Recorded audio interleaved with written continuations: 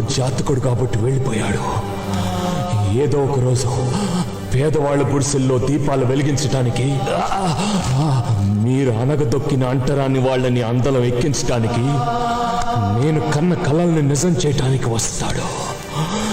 నా రుద్రమనాయుడు వస్తాడు.